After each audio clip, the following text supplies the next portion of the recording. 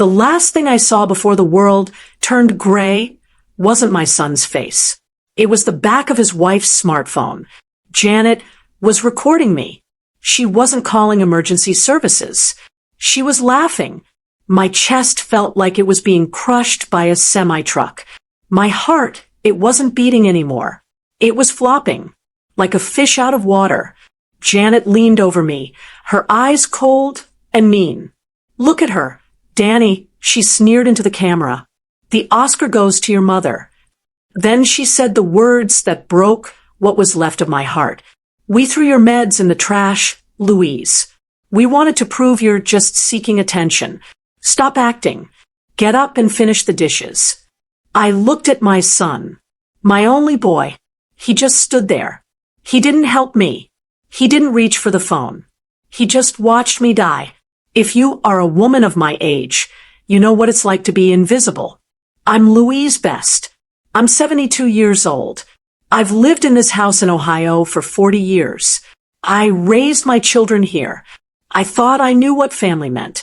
But that Sunday afternoon, I realized I was living with strangers. It started around 4 p.m. I felt the flutter first. It's a strange feeling in your chest. Not a pain, exactly. More like a bird trapped under your ribs, beating its wings too fast. My doctor calls it atrial fibrillation. AFib. To me, it just feels like my life is slipping out of rhythm. I was at the kitchen sink, scrubbing the pan from the pot roast. Janet and Danny were in the living room. I felt the cold sweat start. It breaks out on your forehead and the back of your neck. It's an oily, freezing sweat that tells you something is very wrong. "Janet," I called out. My voice sounded thin, like paper. "I need my pills. The little white ones in the cabinet." I heard the sofa creak. Janet walked into the kitchen. She didn't look worried. She looked annoyed. She had that look she always gets when I ask for help. Like I'm a burden. Like I'm a chore she forgot to finish. "Oh, for heaven's sake, Louise," she said. She crossed her arms. "The heart pills? Again, we just had a nice dinner. Why do you always have to ruin the mood?" I couldn't answer her. The air wouldn't go into my lungs. Imagine trying to breathe through a tiny coffee straw. That's what it feels like when your heart stops pumping right. Your blood doesn't get the oxygen. Your brain starts to panic. I reached for the counter. My fingers were numb. I'm not acting. I wheezed. By now, Danny had walked in. He looked at Janet. Then he looked at me. I saw the doubt in his eyes. Janet has been whispering in his ear for months. She tells him I'm lonely. She tells him I make up symptoms so they won't move out and leave me alone. "Mom," Danny sighed. That sigh, it hurt worse than the chest pressure. "Janet says she saw you jogging to the mailbox yesterday. You were fine then. Why is it always a heart attack when it's time to clean up?" I tried to reach for the cabinet where I keep my emergency meds. My hand was shaking. I knocked over a glass. It shattered on the floor. That's when Janet pulled out her phone. "I'm recording this," she chirped. She was smiling. A real, genuine smile. "I'm going to show this to your doctor. I want him to see how you fake these episodes the minute Danny talks about Florida." I fell. My knees hit the linoleum hard. The pain in my chest changed. It wasn't a flutter anymore. It was a squeeze. A deep, hollow ache that radiated up into my jaw. If you ever feel a pain in your jaw or your left arm, listen to me. Don't wait. That is your body saying goodbye. I lay there, staring at the dust bunnies under the fridge. I couldn't move. "Danny," I gasped. He took a step toward me. I saw the fear finally start to break through his face. But Janet grabbed his arm. "Don't," she hissed. "If you help her now, she wins. She'll do this every week. We already checked, Danny. Those pills she takes, they're mostly just vitamins and blood thinners. We threw the new bottle out this morning to see if she'd even notice." I looked at them. My son, My daughter-in-law. They had stolen my medicine. They had decided my life was a game. The room began to spin. The light from the kitchen window turned a sickly yellow. I heard a knock at the back door. It was Mrs. Higgins from next door. She's 80. We've been friends since the 80s. Louise, I saw the glass break through the window. Is everything okay? I heard her voice, but it sounded like she was underwater. I tried to scream for her. Nothing came out. Janet didn't even turn around. We're fine, Mrs. Higgins. Janet shouted toward the door. Louise just dropped a dish. She's fine. We're handling it. I saw Mrs. Higgins' face through the screen door. She looked confused. She stayed there for a second. I prayed she would come in. I prayed she would see me on the floor. But Janet moved to block the view. She was so calm, so practiced. Go home, Martha, Janet said sweetly.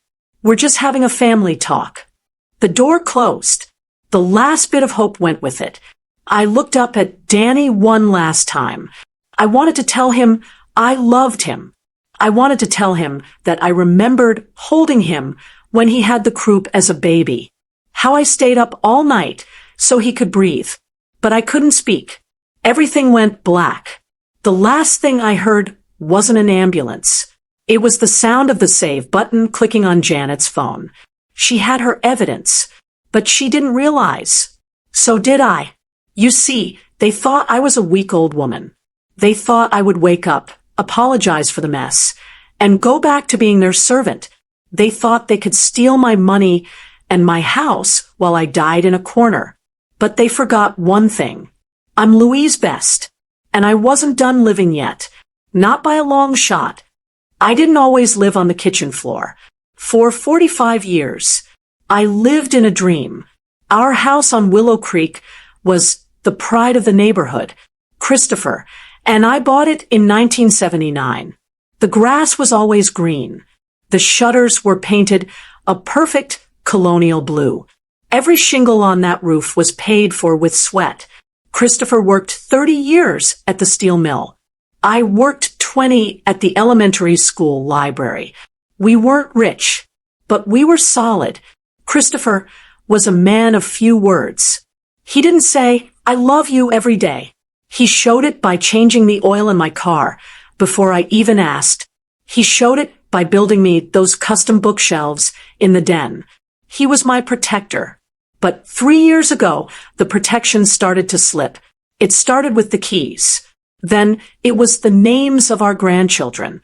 The doctor called it early onset. I just called it a nightmare. My strong, silent husband was still there, but he was fading, like a photograph left in the sun too long. He would look at me sometimes with such confusion. He knew he loved me, but he couldn't remember why I was crying. That's when the burden started. If you've been married as long as I have, you understand. You don't want to be the one who breaks. I saw my husband losing his mind, and I decided I had to be the one to hold everything together. I didn't tell Danny about my heart flutters. I didn't tell him when the doctor prescribed the blood thinners and the beta blockers. Why? Because Danny had enough on his plate. He was living in Florida. He had a high-stress job in marketing. At least, that's what he told me. I started taking my meds in secret. I hid the orange plastic bottles in my knitting bag, under the yarn, way at the bottom. I would wait until Christopher was napping. Then I would go to the kitchen, swallow the pills, and sit very still until the dizziness passed. I didn't want to be a bother. I didn't want my son to think his mother was falling apart.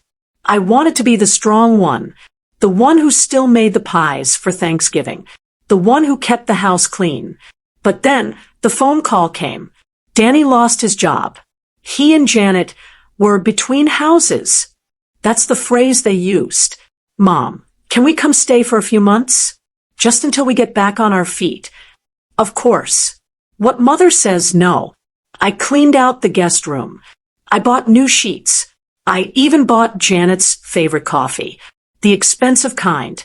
I thought having them here would help Christopher. I thought the house would feel full again. I was wrong. Janet arrived like a whirlwind. She didn't like the blue shutters. She didn't like the way I organized the pantry.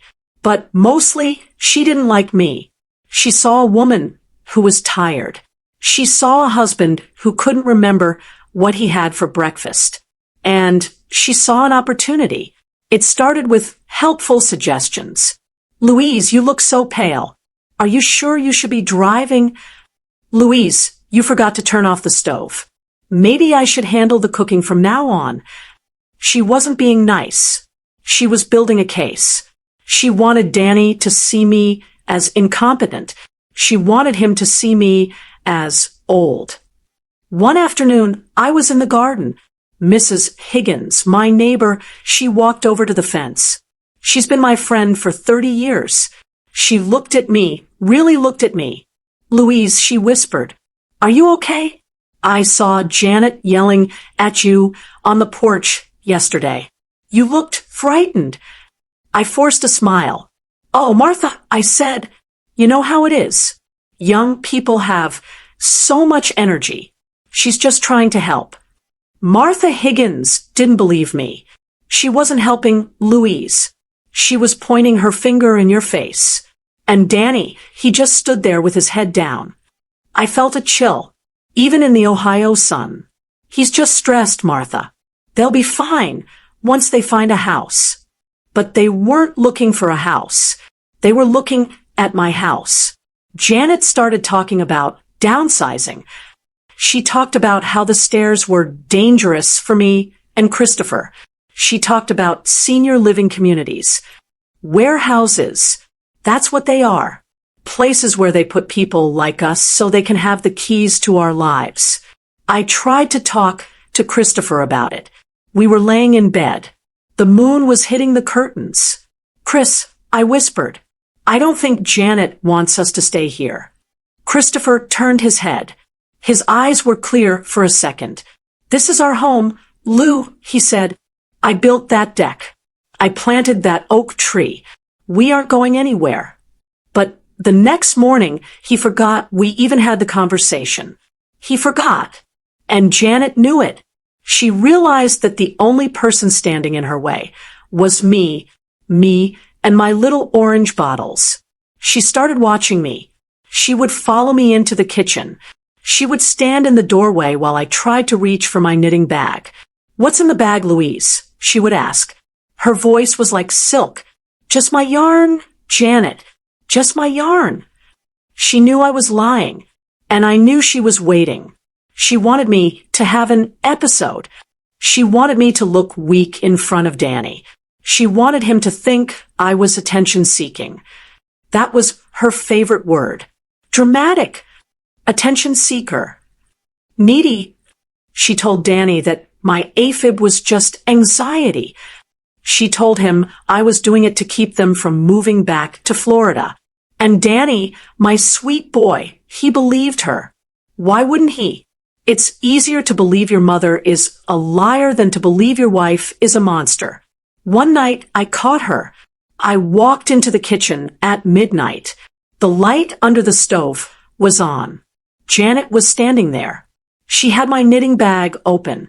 She was holding my heart medication. She wasn't reading the label. She was smiling. "Louise," she said. She didn't look guilty. She looked excited. "These have to go. They're making you foggy. They're making you act out." "Give them back, Janet," I whispered. "No," she said. "I'm doing this for your own good. We're going to prove once and for all that you're just fine." She walked over to the trash can. The lid opened. The bottles hit the bottom with a hollow thud. My heart gave a little skip. A warning. I reached for the trash, but she grabbed my wrist. Her grip was strong. "Don't," she hissed, "unless you want Danny to wake up and see you digging through the garbage like a crazy woman." I looked into her eyes. I realized then she didn't just want the house. She wanted me gone. I went back to bed. I lay there, feeling my heart flutter, waiting for the Sunday dinner. waiting for the breath that wouldn't come. I thought I was alone, but I forgot about Mrs. Higgins. And I forgot about the one thing Janet couldn't control. My memory. I might be 72, but I remember everything. And I was about to make sure they would never forget it either. They arrived on a rainy Tuesday. 2 SUVs packed to the roof with boxes. Danny looked tired. Janet looked determined. "We're here to take the weight off your shoulders, Mom," Danny said. He kissed my cheek. He smelled like expensive cigars and desperation. Florida was just getting too fast for us. Janet chirped. She was already carrying a box of her shoes into my guest room. "We decided it was time to come home. To look after you and Christopher. You shouldn't be alone in this big house." I wanted to believe her. I really did. But I saw the past due notices peeking out of a folder in their backseat. They didn't come to help me. They came because they had nowhere else to go. The first week was quiet. Too quiet. Janet started reorganizing my life. It started with the kitchen. She moved my spice rack. She moved my favorite coffee mug. Then she moved my pill organizer. I went to the counter on Monday morning. The plastic box with the days of the week, it was gone. "Janet," I called out. She was sitting at the kitchen table, scrolling on her phone. "Where are my heart meds? I need to take them before breakfast." She didn't look up. "Oh, I put those away, Louise." They were cluttering up the counter. It makes the house look like a nursing home. "Where are they?" I asked. "In the hall closet, on the top shelf. You need to move more anyway. It's good for your circulation." I'm 72 years old. The hall closet shelf is 6 feet high. I had to drag a kitchen chair across the floor just to reach my life-saving medicine. My heart started that familiar thump-thump in my throat. The stress, it's like fuel for AFib. "Danny," I said later that evening. He was watching the news with Christopher. Janet moved my pills. I almost fell off a chair trying to get them. "Can you talk to her?" Danny didn't even turn his head. "Mom, she's just trying to keep the house clean. You're always so sensitive lately. Maybe you're just tired." Sensitive. Tired. Those were the first seeds. Janet was planting them in his mind. One by one. A few days later, I ran out of my blood thinners. The pharmacy is only 2 miles away. Usually, I drive myself, but Janet had borrowed my car keys to go to the salon. "I'll pick up your prescription on the way back, Louise," she promised. She didn't come back until 8 p.m. "Oh, I totally forgot," she said. She was laughing. She was showing Danny her new highlights in the hallway mirror. The pharmacy was so crowded. And honestly, Louise, you looked so energetic today. I don't think you even need those pills. You're just addicted to the routine. "Janet, I can't skip a dose," I whispered. "My doctor said." "Your doctor wants your money," she interrupted. She looked at Danny. "See, this is what I was telling you, babe. She gets so anxious over nothing. It's a cry for attention. She wants us to feel guilty for having a life." Danny looked at me. "Mom, just go to sleep. We'll get them tomorrow. Stop making a scene." I went to my room. I sat on the edge of the bed and held Christopher's hand while he slept. He didn't know. He didn't know his wife was being treated like a difficult child in her own home. I felt a coldness in my chest that had nothing to do with my heart. It was the feeling of being erased. The next morning, I saw Mrs. Higgins again. She was at her mailbox. I walked out to get the paper. My legs felt heavy, like I was walking through deep mud. "Louise," she called out. She walked to the edge of the driveway.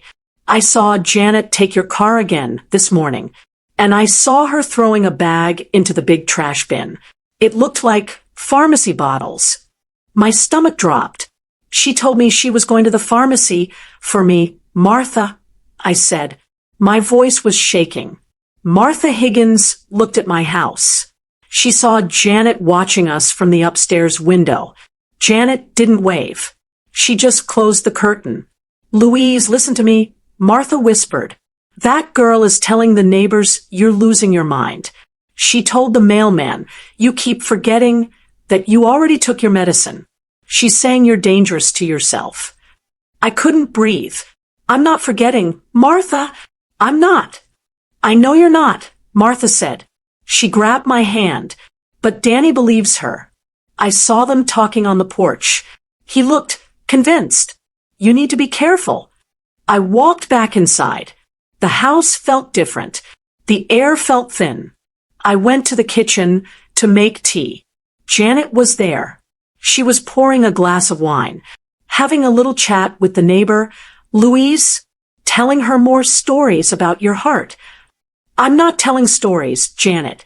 She stepped closer. She smelled like expensive perfume and wine. Danny and I had a talk, she said. Her voice was low. Dangerous. He thinks you're getting too lonely.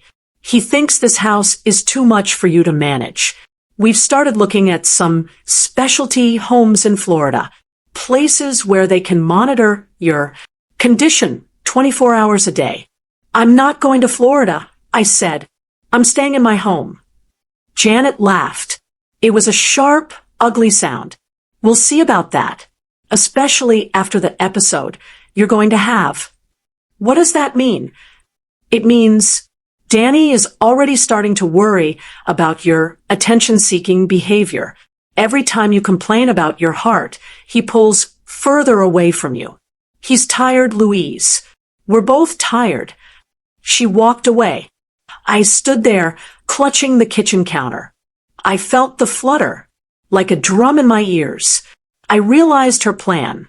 She wasn't just moving my pills. She was making sure that when I finally did collapse, nobody would believe it was real. She was turning my own son against my survival. But I saw the iPad on the counter. Danny's iPad. He had left his email open. I knew I shouldn't look, but I did. And that's when I saw the subject line from a real estate agent. Offer accepted, Willow Creek property. They weren't just waiting for me to get sick. They were already selling my house.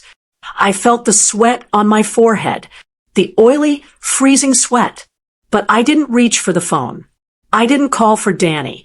I walked to the hall closet. I dragged that chair across the floor. And I waited. I wasn't just a mother anymore. I was a witness to a crime. And the trial was about to begin at Sunday dinner. In my house, that used to mean laughter. It meant the smell of slow-roasted beef and yeast rolls. But this Sunday, the air felt like ice. I was standing at the stove, stirring the gravy. My hands were shaking. Every time I looked at Danny, I saw that email in my head. Offer accepted. He was selling the roof over his father's head while his father was still sitting in the living room. Dinner's ready, I called out. My voice felt tight. Christopher came to the table first. He looked so handsome in his flannel shirt, but he was wearing his slippers on the wrong feet. Janet saw it. She smirked. Look at that, Danny, she whispered loud enough for me to hear. They can't even dress themselves anymore. It's getting dangerous, babe. Really dangerous. Danny didn't look up from his plate. He just started eating. He looked like a man who was trying to hide inside his own skin. Then it happened. It wasn't a flutter this time. It was a thump. A heavy, hollow kick inside my ribs. My heart skipped one beat. Then two. Then it started racing. It felt like a runaway train inside my chest. I dropped the serving spoon. It hit the floor with a loud clack. Gravy splashed onto my shoes. Louise. Janet snapped. Watch what you're doing. I just mopped that floor. I couldn't breathe. I reached for the edge of the table. My vision started to blur. The edges of the room were turning dark, like someone was turning down a lamp. Danny, I wheezed. My purse. Get my purse. I keep my nitroglycerin in my purse. It's a tiny brown bottle. It's the only thing that opens up my blood vessels when the squeeze starts. Danny looked up. He looked worried for a split second, but Janet leaned over and touched his hand. "Danny, don't," she said. Her voice was calm, almost bored. "She's doing it again." Right when we were about to talk about the Florida move. "It's a classic panic attack, Louise. Just breathe into a paper bag." "No," I gasped. The pain was moving now. It was a sharp, hot needle poking into my left shoulder. It felt like my jaw was being squeezed in a vice. I pushed away from the table. I stumbled toward the kitchen counter where I keep my knitting bag. I tore the yarn out. Blue wool, green wool, pink wool. It went everywhere. I reached the bottom. Empty. The orange bottles were gone. The little brown vial of nitro, gone. I looked at Janet. She was sitting there, calmly sipping her water. "Looking for these?" she asked. She reached into her apron pocket. She pulled out my medication. She didn't give them to me. She just held them up like a prize. "I tidied up earlier, Louise," she said. "I figured since you're so healthy, you didn't need these placebo pills anymore. They're probably just making you imagine these symptoms anyway." "Janet, please," I begged. I was on my knees now. The floor felt freezing. Danny stood up. "Janet, give her the pills. She looks really white. She's holding her breath. Danny." Janet shouted. She stood up too. "She's trying to scare you.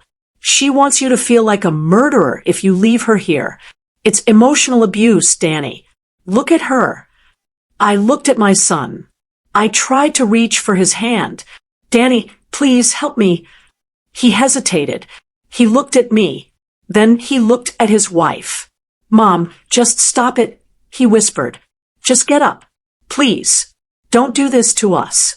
He didn't believe me. My own flesh and blood thought I was a liar. I felt the sweat. That oily, freezing sweat. My heart gave one last violent jerk. The room tilted. I saw the underside of the table. I saw Christopher's slippers. He was crying now. He didn't understand what was happening, but he knew I was hurt. "Lou," he whimpered. "Lou, get up." Janet walked over to me. She didn't help me. She pulled out her phone. She started recording. "The Oscar goes to your mother," she sneered into the camera. She leaned down close to my ear. Her breath smelled like the roast beef I had cooked for her. "We threw your meds in the trash, Louise," she hissed. "We wanted to prove you're just seeking attention. Stop acting. Get up and finish the dishes." I heard a thud at the back door. Mrs. Higgins. She must have heard the shouting. "Louise, I'm coming in." I heard the screen door creak. I heard her gasp as she saw me on the floor. "Oh my God, Louise." I heard Janet's voice, sharp and fast. "Get out, Martha. She's just having a fit. We have it under control." I wanted to tell Martha to call emergency services. I wanted to tell her they took my pills. But my lungs were empty. There was no air left. The blackness came fast. It started at the corners of my eyes and swallowed the whole kitchen. The last thing I felt was the cold linoleum against my cheek. And the last thing I heard was the sound of Janet laughing. They thought it was the end. They thought they had won. But they forgot one thing about me. I've survived 40 years of steel mill winters. I've survived losing my husband's mind. And I was going to survive this. Because when I woke up, I wasn't going to be their mother anymore. I was going to be their reckoning. Everything went silent. The first thing I felt was the cold. It wasn't the freezing Ohio wind. It was the cold of a hospital bed. The sheets felt like paper. The air smelled like bleach and old floor wax. Beep, beep, beep. That sound. If you've ever spent a night in a cardiac ward, you never forget that rhythm. It's the sound of a machine telling the world you're still here. I tried to open my eyes. My eyelids felt like they were taped shut with lead. "Lou." A voice. Small. Trembling. I forced my eyes open. Christopher was sitting in a plastic chair next to my bed. He looked diminished. His hair was a mess. He was wearing his winter coat, even though the room was warm. He was clutching my hand so hard his knuckles were purple. "Lou, you're awake," he whispered. Tears were streaming down his face. "Chris," I croaked. My throat felt like I had swallowed a handful of dry sand.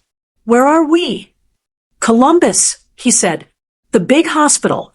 Mrs. Higgins, she called the ambulance. She wouldn't let Janet stop her. Thank God for Martha Higgins." I closed my eyes again. I wasn't ready to talk. I wanted to drift back into the blackness where the pain couldn't find me. But then I heard the door heavy click open. I did something I've learned to do over 40 years of marriage. I played dead. I kept my breathing even. I kept my eyes shut. I wanted to hear the truth. "Mr. Best." It was a man's voice. Deep. Authoritative. "The doctor." "I'm Danny," my son's voice said. He sounded irritated, not worried, just bothered. "My father he's not really focused right now. You can talk to me. And my wife, Janet." I felt Christopher's hand tremble against mine. "Well, Mr. Best." "Danny," the doctor said. I heard the rustle of a clipboard. "Your mother is a very lucky woman. Her heart enzymes, specifically her troponin levels, were off the charts." "What does that mean?" Janet asked. She sounded bored, like she was waiting for a bus. "It means her heart muscle was dying," the doctor said. His voice turned cold. This wasn't a panic attack. This was a severe cardiac event brought on by a total lack of her prescribed medication. If that neighbor hadn't forced her way in and called emergency services, your mother would be in the morgue right now. Silence. I waited for the sound of Danny's knees hitting the floor. I waited for him to sob. I waited for him to say, "Oh my God, Mom, I'm so sorry." Instead, I heard a snort. "Doctor, you don't know my mother," Danny said. His voice was flat. "Empty. She probably didn't take those pills on purpose. She's been acting out ever since we talked about moving. She wanted to scare us. She wanted a big dramatic scene to make us feel guilty." The air left my lungs. Again, "She's an attention seeker," Janet added. I could hear the smirk in her voice. "She probably hid the bottles herself. She's been playing my husband like a fiddle for years. This was just her grand finale." "The enzymes don't lie, Mrs. Best," the doctor replied. He sounded disgusted now. "Body chemistry isn't drama. Your mother almost died." "Yeah, well," Danny muttered. "She's stable now, right?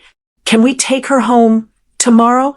We have a lot of things to settle with the house. We can't spend all week in Columbus." I lay there, stiff, cold. My own son. The boy I taught to ride a bike. The boy whose fever I broke with cool cloths at 3 a.m. He didn't see a mother. He saw a scheduling conflict. He saw a barrier to his Florida sunshine. I felt a hot, searing anger start to bloom in my gut. It was stronger than the AFib.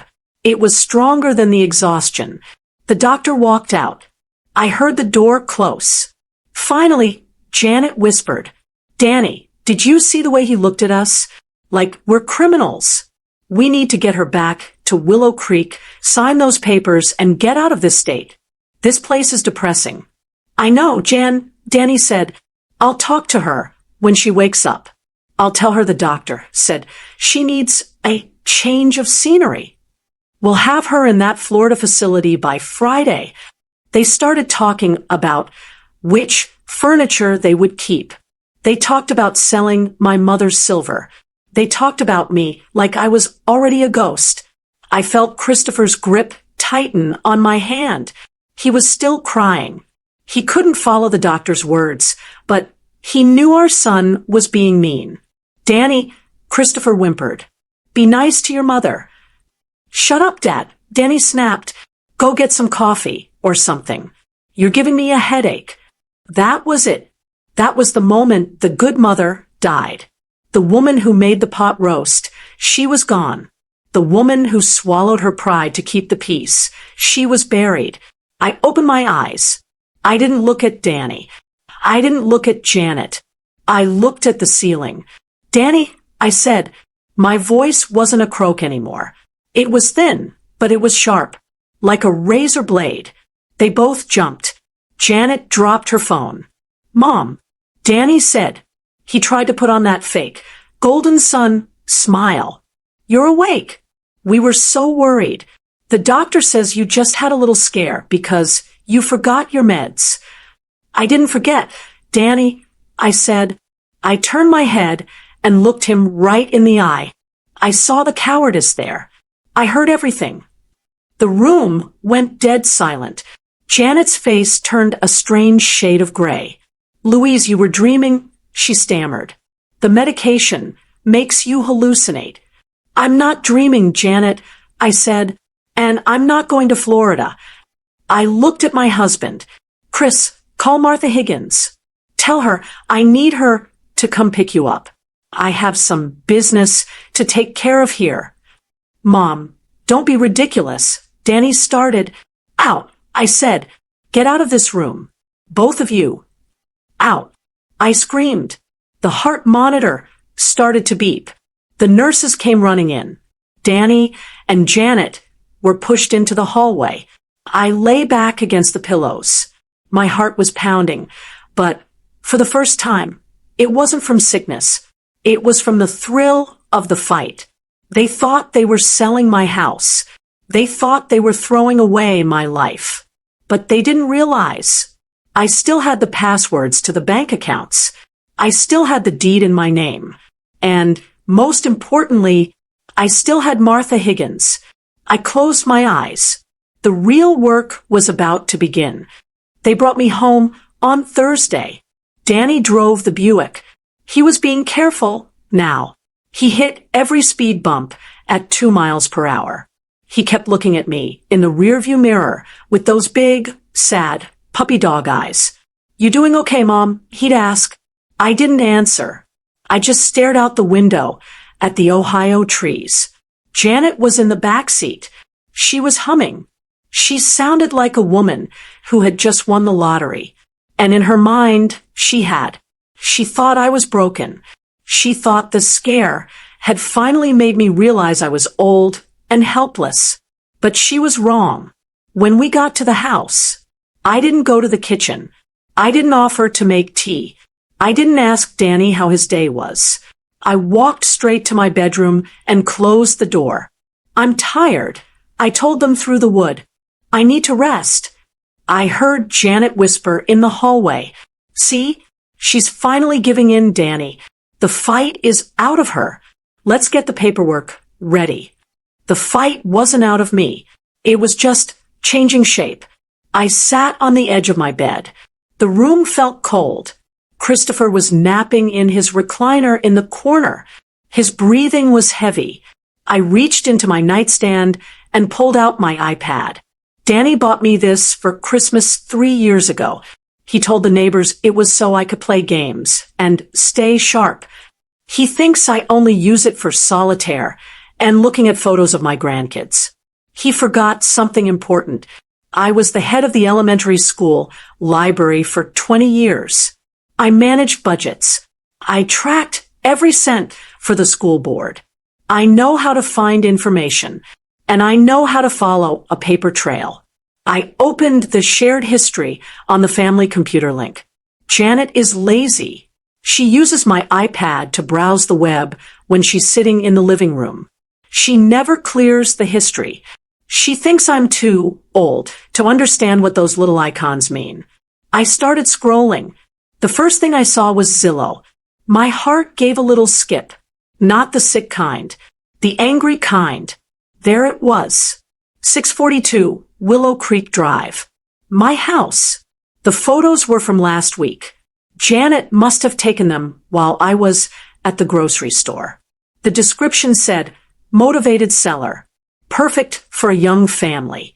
Quiet neighborhood. $450,000. That was the price of 40 years of my life. She was listing my home for sale while I was still sleeping in the master bedroom.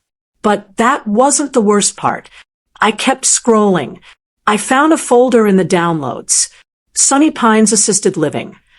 I opened the brochure. It was a place in Florida. Not a nice place. It was one of those white-walled buildings where the rooms looked like cells. The reviews were terrible, understaffed, smells like ammonia, hidden fees. There was a scanned application form. Janet had already filled it out. She had listed Christopher as incompetent, and she had listed me as psychologically unstable. I felt the blood drain from my face. She wasn't just trying to get us out of the house. She was trying to lock us away. She wanted to be our legal guardian. That way, she would have total control over the steel mill pension, total control over the $200,000 Christopher had in his IRA. I felt like I was being buried alive. I looked at Christopher. He was still sleeping. He looked so peaceful. He had no idea that his own son was signing him away to a warehouse in the Florida heat. A soft knock at my window. I pulled back the curtain. It was Martha Higgins. She was standing in the flower bed. She had a small manila envelope in her hand. I cracked the window open. "Martha, what are you doing?" "Louise, listen to me," she whispered. She looked over her shoulder toward the kitchen. "I saw a man here yesterday while you were at the hospital. He had a camera. He was measuring the backyard." "I know, Martha," I said. "I found the listing on the internet." "That's not all," Martha said. She handed me the envelope. "I found this in my trash can this morning. Janet must have missed the bin when she was cleaning out your clutter yesterday. It was stuck between our fence posts." I opened the envelope. It was a letter from an attorney in Florida. It was addressed to Danny, regarding the power of attorney for Louise and Christopher Best. The letter said that since I had a documented cardiac event and mental confusion, the process would be easy. All Danny had to do was get me to sign one more insurance form, just one signature, and I would lose everything. "Thank you, Martha," I whispered. "You're a godsend." "What are you going to do, Lou?" I looked at the iPad. I looked at the Zillow listing. I looked at the face of the son I had loved for 40 years. "I'm going to give them exactly what they want, Martha." "What do you mean?" "They want a scene." I said. "They want drama." "I'm going to give them a performance they'll never forget." I closed the window. I sat back down at the desk. I didn't cry. I didn't panic. I opened my bank's website. Danny thinks I don't know the password to the joint legacy account, but I'm the one who set it up. And I'm the one who remembers his first dog's name, Buster. The screen loaded. $212,000. I moved $100,000 into a private account, one Janet didn't know existed. Then I moved the rest into a trust for Christopher's care, a trust that was locked tight. Then I did something even better. I went to the Zillow listing. I hit the button that said, "Report this listing." Reason for report. I typed, "I am the owner of this property. I have not authorized this sale. This is an attempt at elder fraud." I hit send. I felt the rhythm of my heart. It was steady, strong, like the ticking of a clock. The paper trail was done. The trap was set. Now, I just had to wait for Sunday, because on Sunday, we weren't having pot roast. We were having justice, and it was going to be served very, very cold. Sunday morning arrived with a clear, blue Ohio sky. I woke up early. I didn't feel tired. I didn't feel the flutter in my chest. I felt cold. The kind of cold that comes when you've finally made up your mind about something. I went to the kitchen and started the prep. The ritual, searing the beef in the cast iron skillet, the hiss of the oil, the smell of onions and carrots. For 40 years, this was how I showed love. Today, it was just camouflage. Janet came downstairs around 10. She was wearing a bright yellow sundress. She looked like she was ready for a party. "Smells good, Louise," she said. She walked over and peeked into the pot. "I'm glad to see you're back to your old self. No more fainting today, right?" She winked at me, like we were sharing a secret. I forced a smile. "No, Janet. I feel very clear today. Very focused." "Good," she said. "Danny and I have some papers for you to look at after dinner. Just some boring insurance stuff. Since you had that scare, the company needs some updated signatures." I turned my back so she couldn't see my eyes. "Of course," I said. "Whatever helps the family." I heard her walk into the living room. "She's ready, Danny," I heard her whisper. "She's completely broken in." She didn't even argue about the salt. I kept stirring the gravy. I thought about the word broken. You can break a vase. You can break a bone. But you can't break a woman who has already seen the bottom of the pit. Around noon, I stepped out onto the back porch to get some fresh air. Martha Higgins was there. She was pretending to water her petunias near our shared fence. She looked at me, and then she looked at the kitchen window, where Janet was scrolling on her iPad. "Is it happening today, Lou?" Martha whispered. I nodded. "Everything is ready, Martha. Did you call that number I gave you?" "I did," Martha said. Her voice was trembling a little. "They'll be here by 2:00. Are you sure about this? He's your son." I looked at the oak tree Christopher had planted when Danny was born. It was big now, strong, but the roots were pushing up the sidewalk. He stopped being my son when he stood by and watched me suffocate. "Martha." "I understand," she said. She reached over the fence and squeezed my hand. "I'm right here if you need me. My phone is in my pocket. One shout, and I'm coming through that door." "Thank you, Martha, but I think I can handle this performance alone." I went back inside. Dinner was served at 1. I set the table with the good china, the gold-rimmed plates we only use for Christmas. I wanted it to look perfect. I wanted them to feel comfortable. Danny sat at the head of the table. My husband, Christopher, sat to my left. He was wearing a clean shirt I had ironed for him. He looked at the pot roast, and his eyes lit up. "Is it Sunday, Lou?" he asked. "It's Sunday, honey," I said. I patted his hand. "This is great, Mom," Danny said. He was eating fast, shoveling the mashed potatoes into his mouth. "See? This is what we want for you in Florida. Fresh food. No stress. You can just relax while Janet and I handle the house." "The house is already handled, Danny," I said softly. He didn't hear me. He was too busy talking to Janet about the commission on the sale.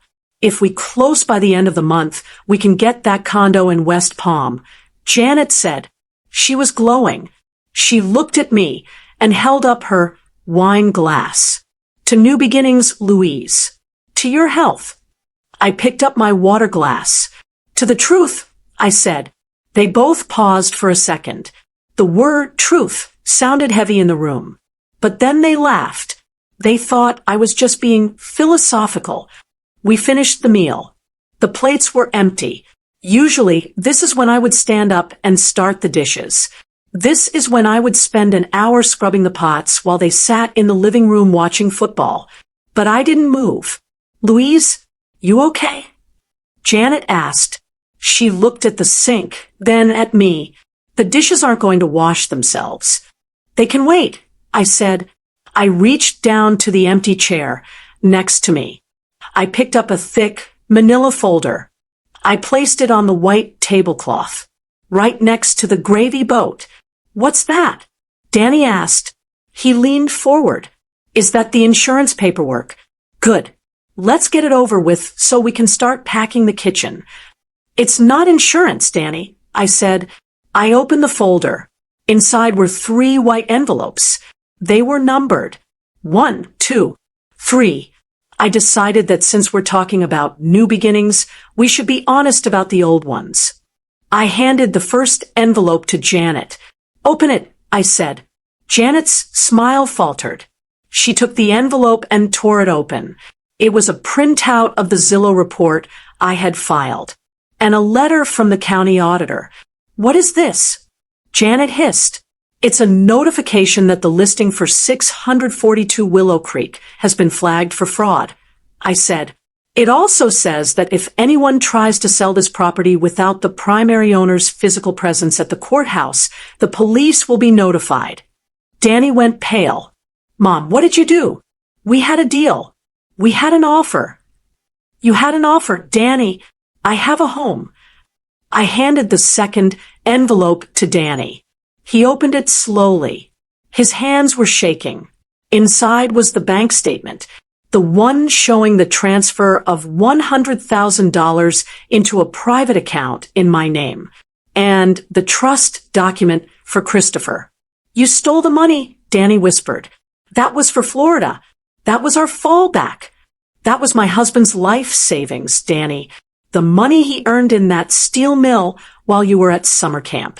It's not your fallback. It's his protection. Janet stood up. She slammed her hand on the table. You crazy old bat. You can't do this. We have power of attorney. We'll have you committed for this. I didn't blink. I didn't flinch. I picked up the third envelope. This one is for both of you, I said. I slid it across the table. Danny opened it. Janet leaned over his shoulder. It was a photograph, a still shot from a video. It was a picture of me on the kitchen floor, clutching my chest, and it was a picture of Janet holding her phone and laughing. How? Janet whispered. You're not the only one who knows how to use an iPad, Janet, I said. You left your cloud account logged in. I found the video you recorded of me acting. I also found the messages you sent to your friends about throwing my placebo meds in the trash. I leaned forward. My voice was very quiet now. That's called endangering the elderly, Danny. In the state of Ohio, it's a felony. The room went silent. Absolute, crushing silence. Danny looked at Janet. Janet looked at the door. You wouldn't, Danny said. I'm your son. I looked at Christopher. He was staring at the photo. He didn't understand the bank statements, but he understood the photo. He looked at Danny, and then he looked at me. He was mean to you, Lou, Christopher said. His voice was clear. Yes, Chris. He was. I stood up. There is a car pulling into the driveway right now, I said. It's not the realtor. It's an officer from the sheriff's department and a social worker from Adult Protective Services. Janet started to scream. Danny started to beg. But I didn't hear them. I walked over to the sink. I picked up a plate. And for the first time in 40 years, I let it slip through my fingers. It felt wonderful. The performance is over, I said. Now, let's talk about your eviction. The flashing blue lights hit the kitchen window. Janet stopped screaming. Danny stood there, frozen with his hand still reaching for the bank statement. Mom, he whispered, you're overreacting.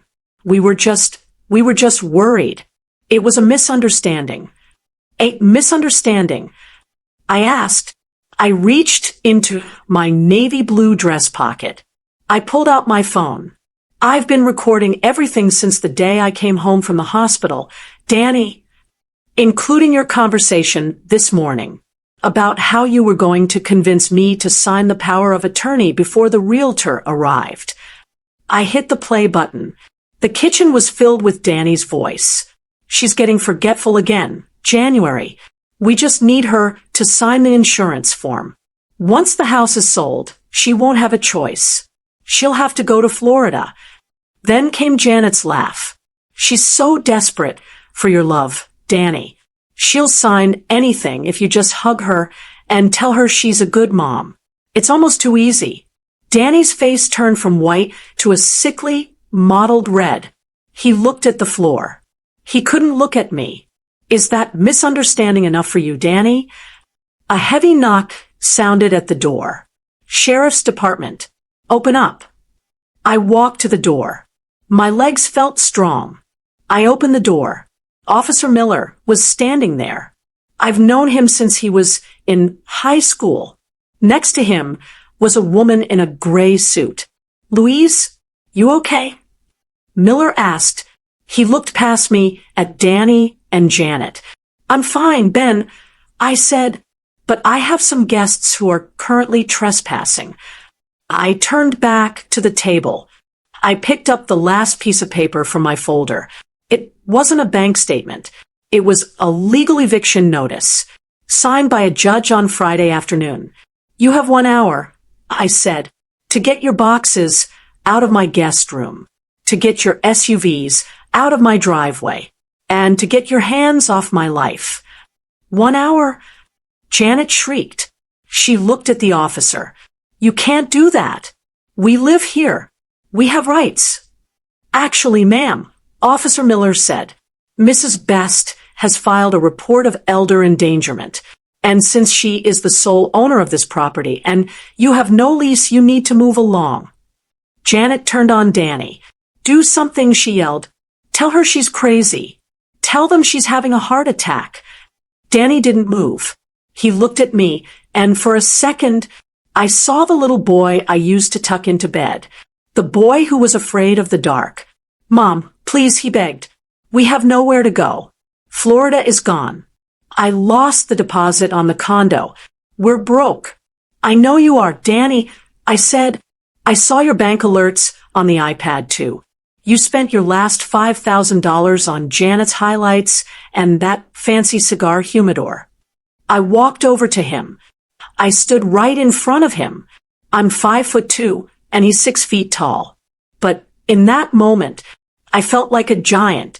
You didn't just throw away my heart meds, Danny, I whispered. You threw away your mother. I saw the tears start to well up in his eyes. I didn't feel sorry for him. I didn't feel that motherly urge to pull him to my chest. I felt finished. The family legacy fund. I said aloud, the $200,000 you were counting on, it's gone. Janet gasped. Where is it? It's in an irrevocable trust, I said, for Christopher's care. It pays for his doctors. It pays for his medications. And it pays for a private nurse who will come here 3 times a week, so I can finally have a cup of coffee in peace. You can't touch a penny of it, Danny. Not now. Not when I die. Not ever. But that's my inheritance, Danny stammered. You inherited your father's eyes and my stubbornness, Danny, I said, but you didn't inherit our respect. And you certainly didn't inherit our home. Officer Miller stepped forward. All right, folks, let's go. I'll stand here while you pack your essentials. The next hour was a blur of noise. Janet was throwing clothes into suitcases, cursing at the walls. Danny was carrying boxes out to the driveway, his head down, looking at his shoes. I sat at the kitchen table with Christopher. I poured him a glass of milk. Are they going on a trip, Lou? He asked. He looked confused, but he wasn't scared. He could feel the peace returning to the house. Yes, Chris, I said. They're going on a very long trip. Martha Higgins came through the back door. She was carrying a tray of lemon bars. She looked at the chaos in the driveway. Then she looked at me. I saw them leaving. Lou, she said. She sat down next to me and squeezed my hand. How do you feel? I took a deep breath. My lungs felt wide. My chest felt light. I feel like I can breathe, Martha, I whispered. For the first time in 3 months, I can actually breathe. I watched from the window as the 2 SUVs backed out of the driveway. Janet flipped me off as she turned the corner. Danny didn't even look back. The blue lights of the police car followed them out of the neighborhood.